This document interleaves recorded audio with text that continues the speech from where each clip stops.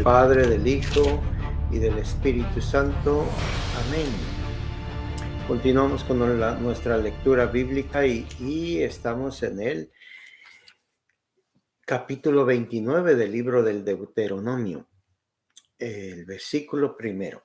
Convocó Moisés a todo Israel y le dijo: ¿Han visto todo cuanto ha hecho el Señor ante ustedes en el país de Egipto, con el faraón, con todos sus siervos y con toda su tierra? Las grandes pruebas que presenciaron sus ojos, aquellos signos, prodigios imponentes. Sin embargo, hasta el día de hoy el Señor no les ha dado corazón para entender, ni ojos para ver, ni oídos para oír. Durante 40 años los he conducido por el desierto sin que sus ropas se gastaran de llevarlas, ni sus sandalias se gastaran de calzarlas.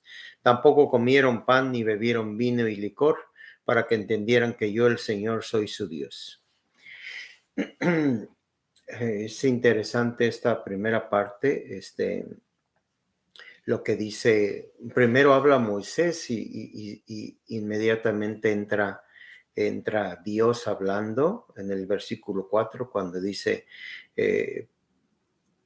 para que entendieran que yo, el Señor, soy su Dios. Quiere decir que él estaba hablando, pero la introducción le pertenece a Moisés. Y siempre es importante cuando nosotros leemos la palabra de Dios, poner atención en quién está hablando. ¿Está hablando Dios? ¿Está hablando Moisés? ¿Está hablando el narrador? Es algo muy, muy, muy importante que siempre nosotros tenemos que tratar de entender y comprender y poner atención cuando leemos, ¿verdad? Pues dice algo importante, dice: pues hasta el día de hoy el Señor no les ha dado corazón para entender, ni ojos para ver, ni oídos para oír.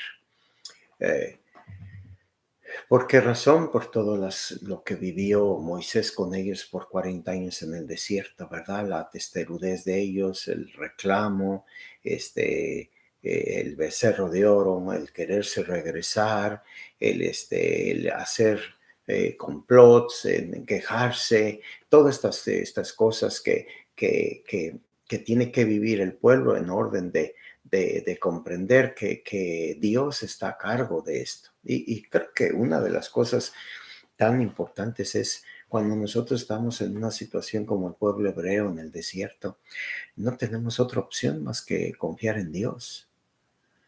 Hay veces en la vida, como nosotros ahora, que vive uno tantas cosas, que tiene tantas cosas, que tiene la oportunidad de hacer y tener tantas cosas. Entonces, prácticamente uno piensa que uno no necesita de Dios. Nunca como ahora hay una confusión muy grande acerca de ¿para qué sigo yo a Dios?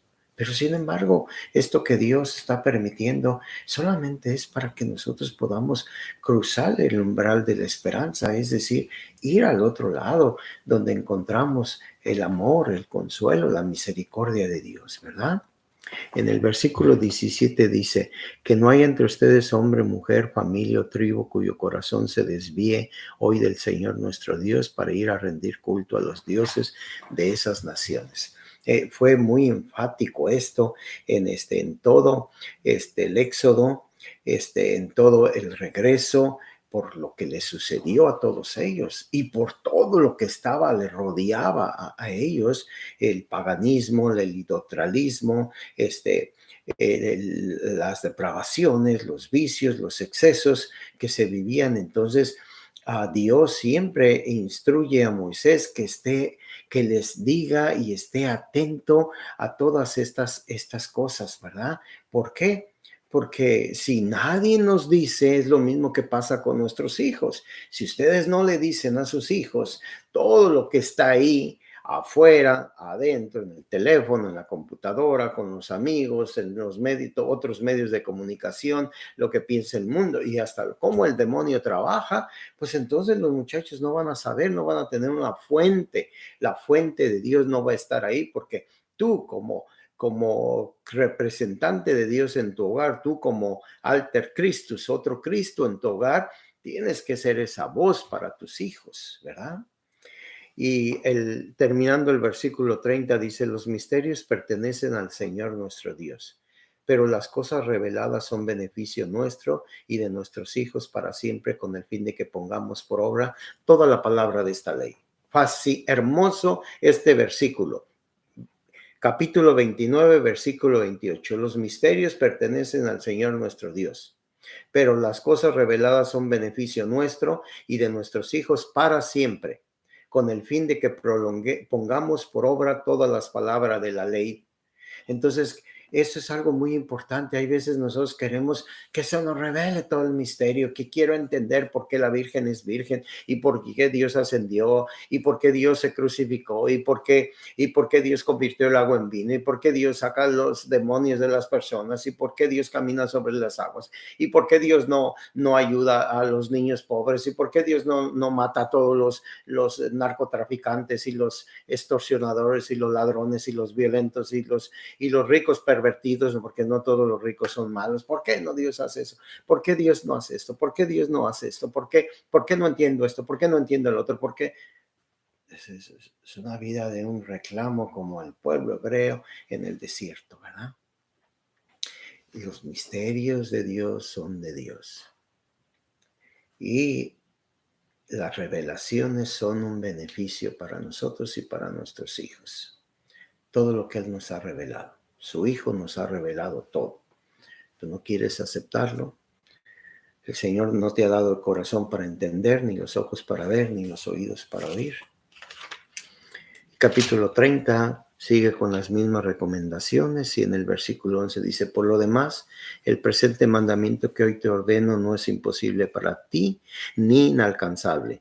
No está en los cielos para decir quién podrá ascender por nosotros a los cielos para traerlo y hacérnoslo oír, para que lo pongamos por obra. Tampoco está allende los mares para decir quién podrá cruzar por nosotros el mar y traerlo hacia y hacérnoslo oír para que lo pongamos en obra. No, el mandamiento está cerca de ti, está en tu boca y en tu corazón para que lo pongas por obra. Graba, medita también esto. Capítulo 30, versículo 11 al 14 del Deuteronomio. Está dentro de nosotros. Es un sello que ha puesto una relación Dios. Los mandatos los tenemos todos. Miren, hasta una persona no bautizada sabe que matar es malo, sabe que robar es malo, sabe que desear los bienes y la mujer de otra persona es malo, sabe todas esas cosas que son malas. Cuanti más nosotros que conocemos la palabra de Dios, que se nos ha revelado por la fe y por la misericordia de Dios. Capítulo 31 dice, después Moisés comunicó estas palabras a todo Israel. He cumplido 120 años y no puedo ya ni ir ni venir. Además, el Señor me ha dicho, no pasarás el Jordán. El Señor tu Dios será quien pase al frente de ti. Luego en el versículo 7 dice, luego llamó Moisés a Josué y le dijo en presencia de todo Israel, sé fuerte y valiente porque tú introducirás a este pueblo en la tierra que el Señor prometió a su padre que les daría.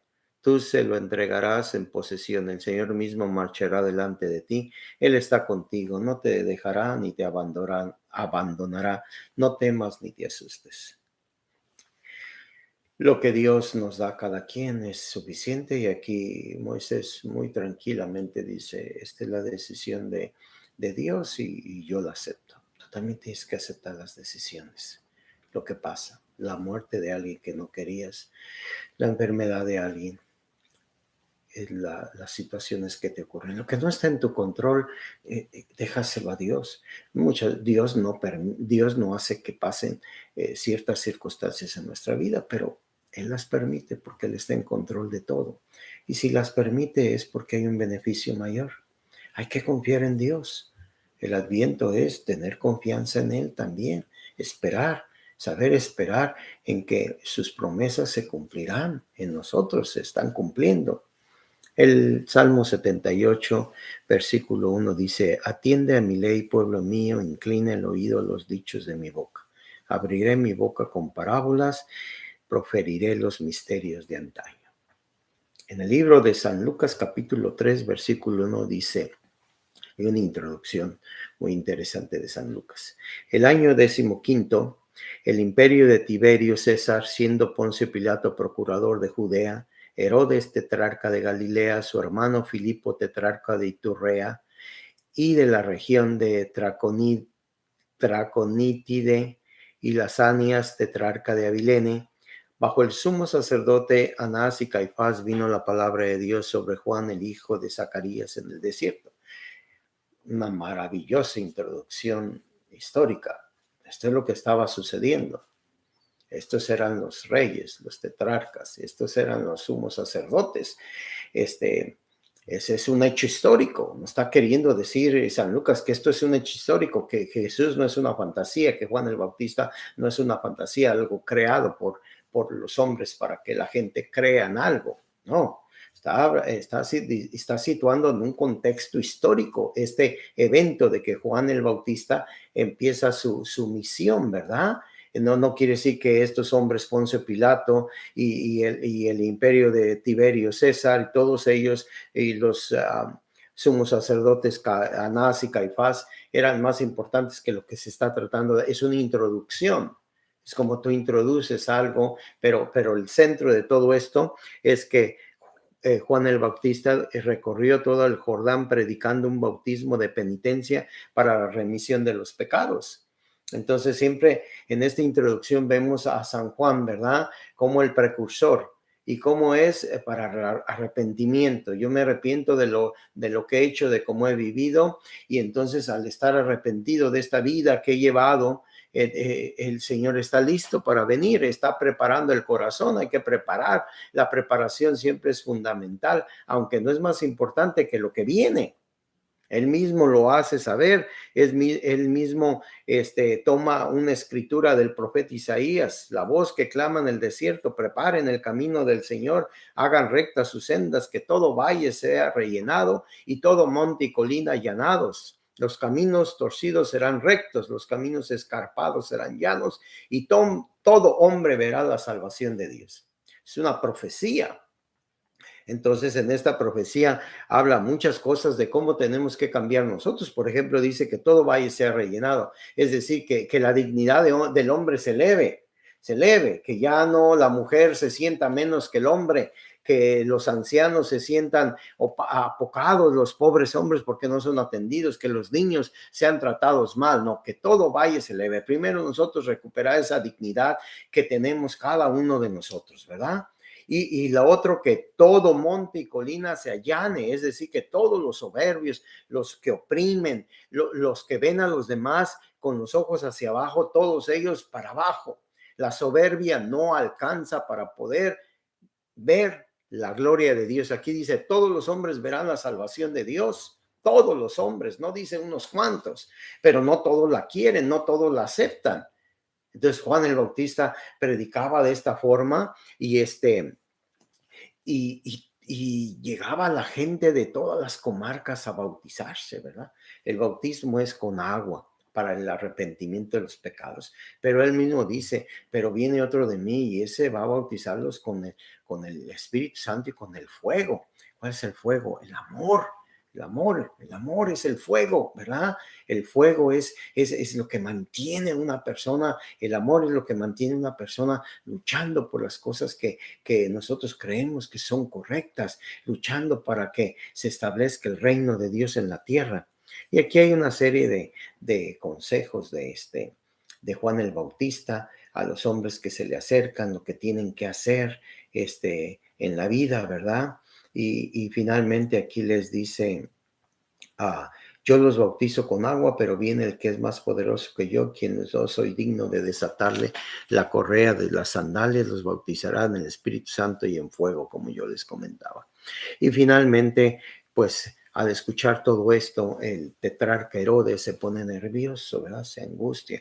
Y cuando una persona poderosa se pone nervioso, piensa que va a perder su poder, su dinero, su influencia, su control, entonces tiende a actuar violentamente. ¿Y qué es lo que hizo? Pues lo va a meter a la cárcel, ¿verdad? Y dice también que por entonces fue Jesús también al Jordán y fue bautizado, y ahí habla que el cielo se abrió y el Espíritu Santo descendió sobre él como una paloma, y se oyó una voz que decía del cielo: tú eres mi hijo el amado, en ti me he complacido. Pues en este tiempo que nos preparamos de adventos para recibir a nuestro Señor, recordemos que Jesús es un regalo de Dios para nosotros.